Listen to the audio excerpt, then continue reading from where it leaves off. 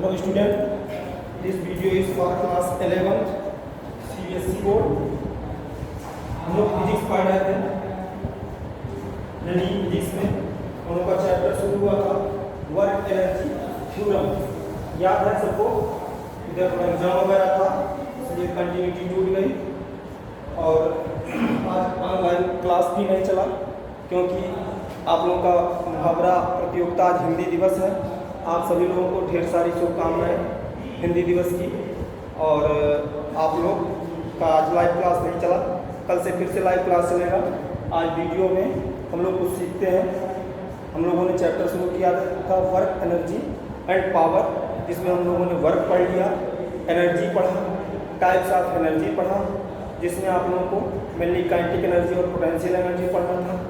फिर kinetic energy, what is the means of kinetic energy, work energy theorem आपने पढ़ा।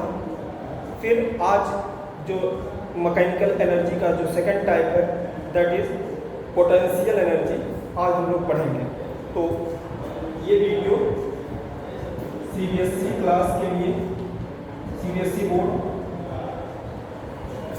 Class 11 के बच्चों के लिए फिजिक्स हम पढ़ने जा रहे हैं। फिजिक्स में मेनली आप लोग को टॉपिक शुरू करना है potential energy. The topic will be potential energy. ध्यान दें, what is the means of potential energy. आप जानते हो there are the two type of energy, mainly mechanical energy में there are the two type, that is the kinetic energy and the potential energy. How you can define the kinetic energy? You can say that a body have the energy due to its motion is called kinetic energy। किसी body में उसके motion की वजह से जो energy पाई जाती है this will be called kinetic energy. इसके लिए आपको फार्मूला ड्राइव करके आया KE = ½mv²। अब हम लोग आज पढ़ने जा रहे हैं what is the means of potential energy. तो पोटेंशियल एनर्जी आप डिफाइन करेंगे एनर्जी पजेस्ड बाय बॉडी या energy content by body due to its position is called its potential energy.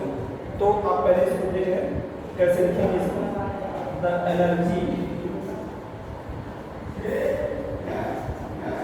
Content by body due to its position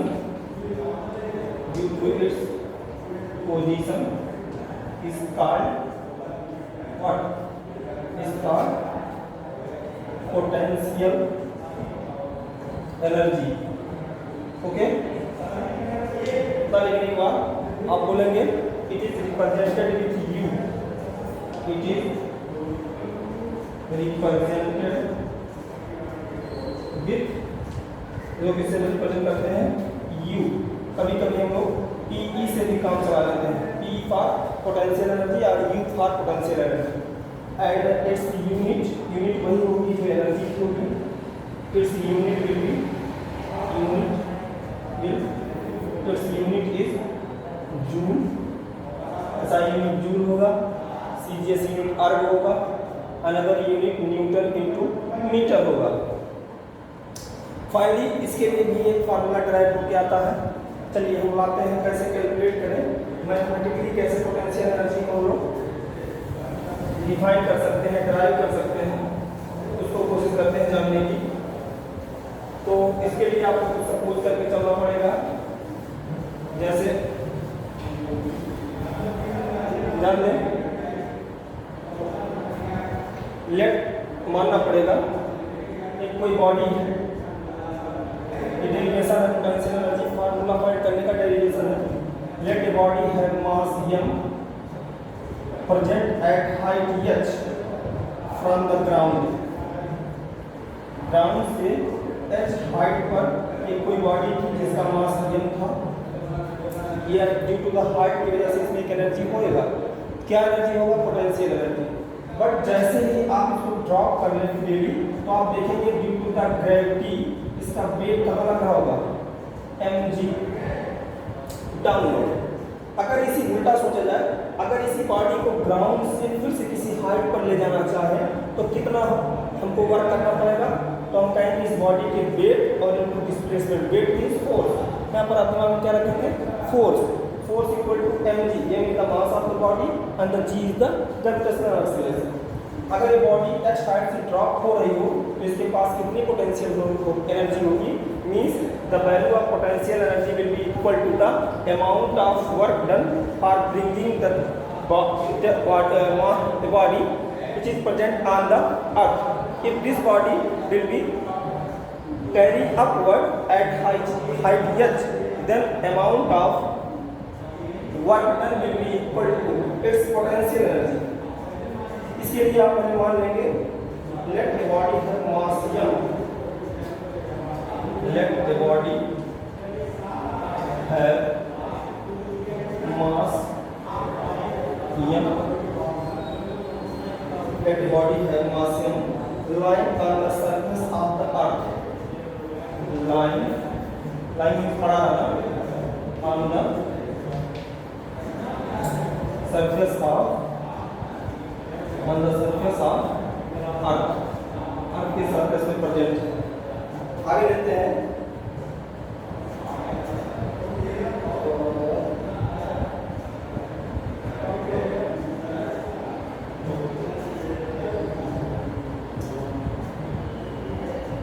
force needed to lift the body up, force needed to body uplift, ऊपर की तरफ उठाने के लिए कितना force लगाना पड़ेगा, that is F equal to weight of the body, और weight means is equal to mg। कितना फोर्स आपको लगाना पड़ेगा इस बॉडी को अगर उठाना हो, आप है वेट के इक्वल। वेट कितना है mg। डिस्प्लेसमेंट कितना होगा, हम वर्क डन फाइंड करना चाह रहे हैं। फॉर ब्रिंगिंग इसको पोजीशन a मान लें, इसको पोजीशन b मान लें। If body will be move from point a to b, then how much work is done. तो इसके आगे हम प्रोसीड करते हैं। वर्क डन, ध्यान देना बोर्ड थोड़ा छोटा है, खाली नहीं था कमरा। Work done to bringing body from point A to point B।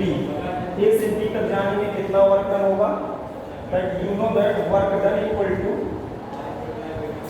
force into क्या होता है बेटा, force into displacement। Okay, work done is represented with W, force is represented with F, and the displacement is here what? यहाँ पर displacement क्या है? Displacement is the height, कितने height तक बॉडी को uplift किया गया है। तो आप पाएंगे body will be uplifted, that is F W equal to F into displacement H लिखेंगे, और W की वैल्यू अभी जस्ट थोड़ी देर पहले करी।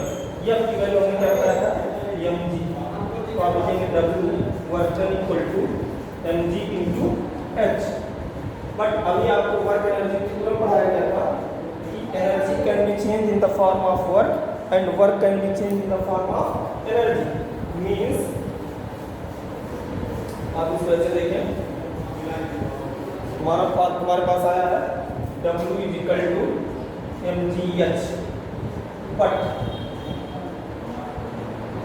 Potential energy that is U is equal to किसके होता है, वर्क डन। किसके इक्वल होता है, work done.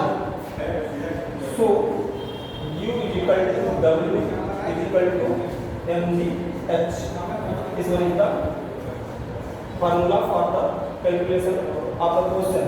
Work done find potential energy find करने के लिए क्या फार्मूला क्या है, mgh।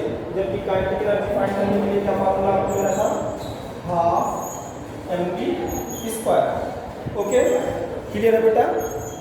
इसके आगे हम लोग देखते हैं, इसके आगे का जो टॉपिक है potential energy of the earth surface. अगर इसमें एक केस पढ़ाया जाए, अगर आपसे कोई पूछे if a body is present on the earth surface then how much potential energy passes by it। मेरी बात को फिर से सुने।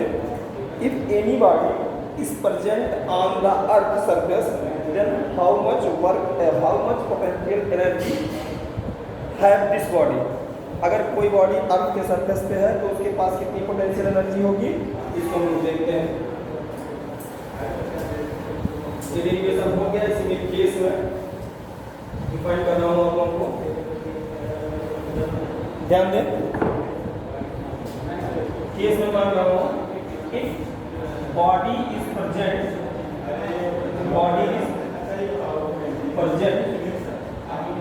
at earth surface, कहाँ पर प्रेजेंट है, अर्थ के सरफेस पे अगर प्रेजेंट है बॉडी, अर्थ सरफेस, तो h की वैल्यू क्या होगी भैया, देन h इक्वल टू 0 ना, h इक्वल टू 0 लेंगे। आप कहेंगे क्यों सर, भैया सपोज दैट ये अर्थ है और वहाँ पे कोई बॉडी रखी हुई है तो कितने हाइट पे है, तो आप बोलोगे सर अर्थ के कांटेक्ट में है, so we can take that value of h will be equal to what, 0, means you know that u is equal to mgh.